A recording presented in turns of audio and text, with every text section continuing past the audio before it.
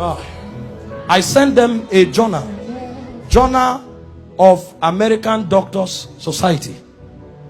They did an investigation on the physical death of Jesus and the conclusions they came out with. And I'll tell them to project the link on our handles. Go and download it and read it. These are not Christians. These are scholars. They decided to study the physical death of Jesus. What they came up with. I only came with the pictures to show you, to give you an idea. Show me the picture where they tied him to the stick to scourge him. The way they did it was they carried a fat tree, planted it, and locked your hand so that you can't shake. That means when they are scourging you, you can't turn. And they stripped you naked when they scourged you. The cane they used to whip you, they attach bones and metals to it. So anytime they wipe you, it pulled off your skin. There were records that said they whipped somebody like that and the thing tore the intestine and things came out. Somebody else was scourged like that. The whole back was peeled off. They saw bones. That's how the thing enters. They whip you and tear your skin. So every time they wipe you, if they pull it, your skin comes out. So that when they finish beating you, because of the volume of fluid you will lose, you will die of taste. If you don't die of heart failure. This is scourging. And the Romans don't flog 39. It's the Jews that flog 39. The Romans flog until they are tired. So the people beating you, they will beat you until they faint. When they finish scourging you like this, if life remains in you, then mercy spoke for you. After they scourged him, they now took him trekking with the cross for close to 1 kilometer to Golgotha. He lost so much weight that short journey he fell 3 times. He couldn't walk. And nobody will give him anything to drink. Historian said when his face was wiped, blood stains crested the mark of his face on the handkerchief. Everywhere was bleeding. Can I show you the scripture that described this punishment? Isaiah 52 verse 14. Give me the Passion Translation. When they finished beating Jesus, that alone would have been enough. See the way Isaiah 52 verse 14 described him after he was scourged. TPT, give me the Passion Translation. It said, just as many were abhorred. You know the word abhorred? The dictionary. Who is an English person here? Huh? Highest level irritation. When you saw him, you are like, what is this? You couldn't describe it. It said many were abhorred at the sight of him, for so mad. You know the word mad? Disfigured. So disfigured was his appearance, like an object of horror.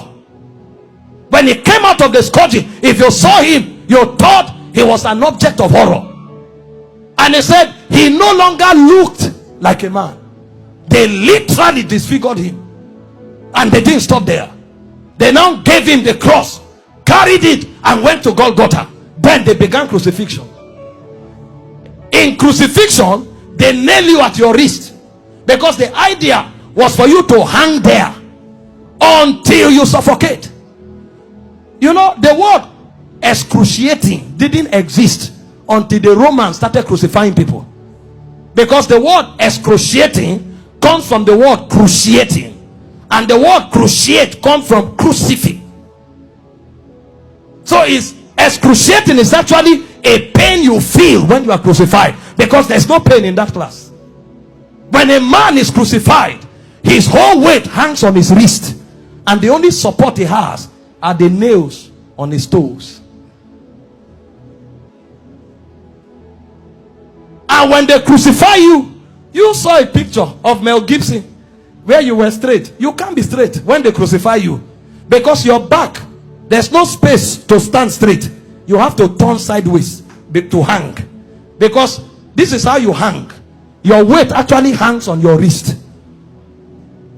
If you are tired and you want to gain small balance, you now push it on your toe that is on the nail. That's why when they wanted to kill the criminals, they broke their legs. And the reason is because when you are hanging, your stomach is bent so that your diaphragm can't breathe. Air can't enter. So Jesus was there for 6 hours. You know what that means? For 6 hours, every time he breathed, he had to pull himself up. So he pulled himself on a nail up to breathe for 6 hours. He will pull up, breathe, go back, pull up for 6 hours. Remember, his back is already torn. So as he's pulling up, he's feeling pains on the wrist, his back is scrubbing on the cross, and his leg is feeling pain. To breathe and go back. Every breath was death. For you. For 6 hours. And they were mocking him at the same time. So there was soulish torture, there was physical torture. As if that's not enough, he carried sin on him. So God was not connected to him at the time. God had to turn away. So there was spiritual torture, soulish torture, bodily torture. So much so that he cried, Eloi, Eloi, lama sabachthani, my God, why hast thou forsaken me? It's like a disconnection between your spirit and your soul. So the man was no longer alive. He died in the spirit before he died in the natural. The level of pain.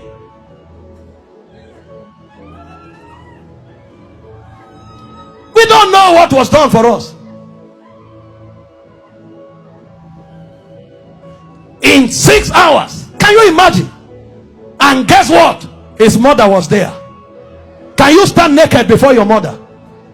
This is the man that the mother saw do wonders. How come? Imagine when he looked at their faces. See what you'll be interpreting. Some are saying, why? How come? Why can't you do anything today? Then the Jewish people were mocking. Physician, heal yourself. Fake prophet, I thought you said you had miracles. Why don't you come down? The thieves that were on the cross, one was mocking him. So from everywhere. Meanwhile, all the sicknesses on earth were on him on the cross. You have cancer, you say it's painful. He had cancer, diabetes, hepatitis, all that day at the zenith.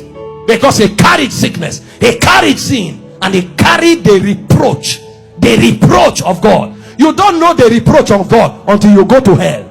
So for those 6 hours, he was in hellfire.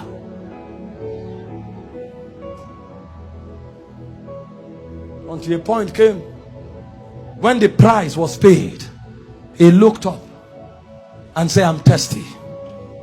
They gave him vinegar. He said, no, that's not what I'm looking for. I'm looking for the river that flows from the throne of God. I'm looking for that which satisfies indeed. When they didn't have it to offer, he said, it is finished. And he said, Father, unto you I commit my spirit. I commit. Because they couldn't kill him. They couldn't kill. No, you don't kill him. This commandment I've received from my Father. I have the power to lay down my life and to take it up. So he felt all those pains keeping his life inside him. He had the choice to give up the ghost early. But if he gave up the ghost before the scourging, the sacrifice won't be complete. That's where it is more painful. He had the power to say, no, now I depart. But he kept his life and suffered the pain. From the scourging, to the shame, to the reproach, to the embarrassment, to the flogging, to the crucifixion, until he checked and saw that the sacrifice was complete. Because he had the choice of letting you go to hell or of keeping you while he stays in hell. He chose to stay in hell.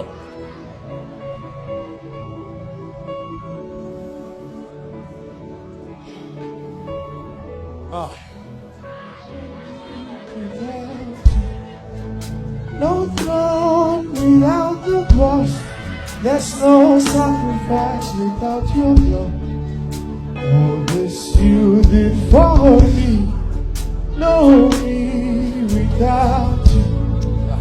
No throne without the cross. There's no sacrifice without your blood. All this you did for me. No need without you. No throne without the blood. There's no sacrifice without the blood. All this you did for me. No need without you. No throne without your blood. There's no sacrifice without your blood. All this you did for me. No me without you. No throne without the cross. There's no sacrifice without your blood. All this you did for me. No me without you. No throne without the cross. There's no sacrifice without your blood. All this you did for